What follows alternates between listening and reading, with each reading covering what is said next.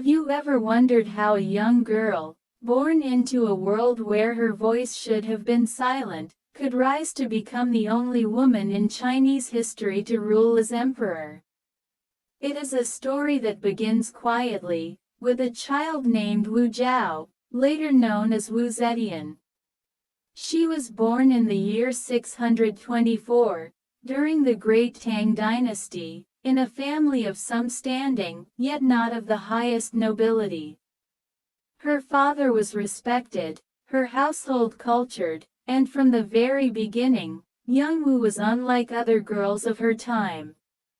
While many were encouraged only to embroider, to sit politely, and to remain in the background, Wu was given the gift of education.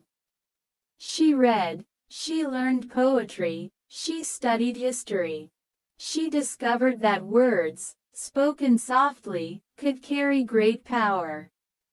Imagine her as a young girl, sitting beneath lantern light, the faint glow flickering across pages of ancient texts, her mind wide awake, even as the rest of the household drifted to sleep. Her small hands moved gently across the brush and ink, copying lines of wisdom written centuries before. In those quiet nights, her ambition began to take shape, though even she could not yet know how far her path would lead. As she grew older, her beauty was noticed, but it was her intelligence that made her stand apart. She could converse with wit and confidence, she could see patterns others missed, and she carried herself with calm grace. This rare combination soon caught the attention of the imperial court. When Wu was still only a teenager, she was chosen to become a concubine of Emperor Taizong. It might have seemed like the end of her freedom, a life where she was expected to remain hidden in the shadows of the palace, one among hundreds of other women, her name barely remembered. Yet for Wu, it was not an end. It was the very beginning. The palace of the Tang emperors was a world unlike any other. Imagine entering its gates for the first time, towering walls stretching high above, golden tiles glistening beneath the sun, gardens filled with ponds and lotus blossoms. The air smelled faintly of sandalwood incense drifting through long corridors.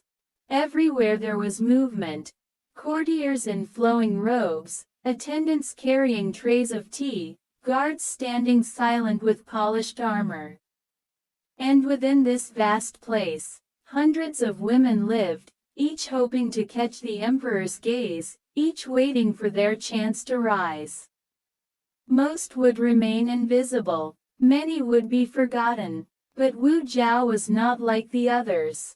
She was watching, learning, studying every detail of palace life. At night, while whispers filled the women's quarters and laughter echoed softly from behind silk curtains, Wu remained thoughtful.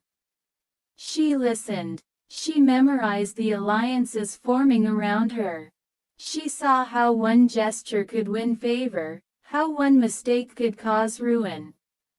Slowly, she began to understand that survival here was not about beauty alone. It was a game of patience, of observation, and of timing.